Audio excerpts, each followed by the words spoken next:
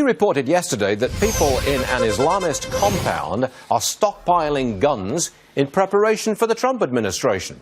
We're going to show you a map on the screen which lists all of the compounds all across the country. This is the Islamist group. They claim they've got compounds all over the place.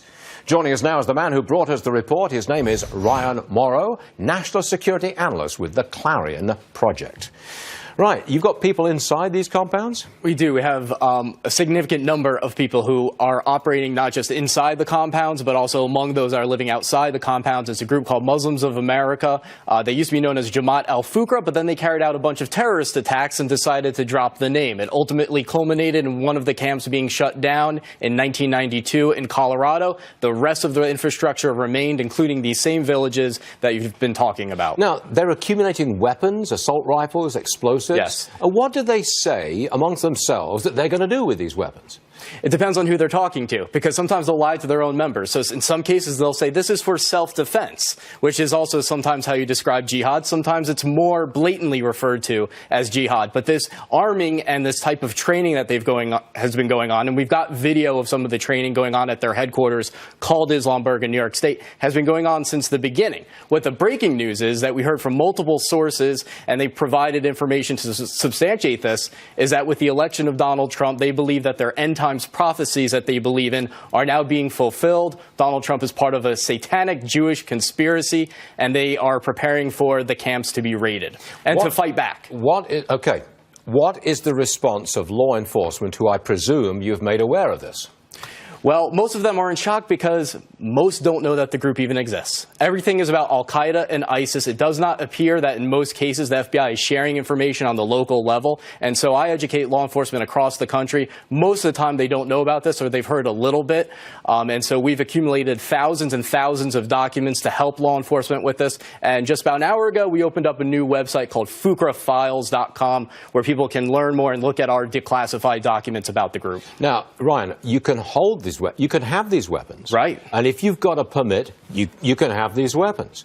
And the FBI or law enforcement cannot go up to the compound and say, we're just checking. Here's a search warrant. We're just checking. Law enforcement cannot do that. Right. So what are they going to do? Well, they've engaged in a lot of criminal activity and, again, a terrorist history. So you can make the argument that there's some level of probable cause here because drug trafficking, massive charter school scams, all sorts of things to raise millions of dollars that then goes back to their leadership in Pakistan. Their leader, Sheikh Jilani, is the man that Daniel Pearl, Wall Street Journal reporter, was going to interview when he was abducted and killed. And so there's a section on our new website going over that incident because I'm not convinced that Sheikh Jilani wasn't involved in that. Your position is, it sounds like, and I've not read your website, it sounds like you believe that this is a Muslim force in America prepared to attack for whatever reason. Is that what you're saying? Based on their own material and statements, yes. It's an enemy army, fully armed, ready to attack. You say that?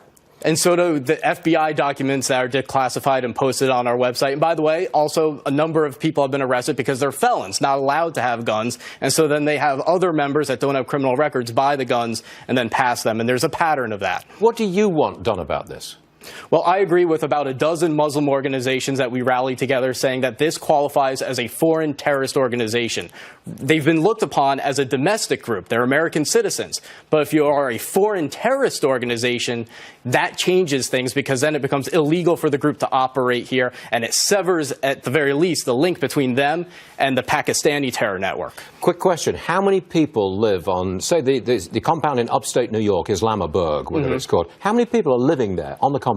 They've said about 200 to 300, but they move in and out. Altogether, though, the estimates range between 1,500 and 3,000 members, but it doesn't appear that includes the families, and they have a lot of kids and multiple wives.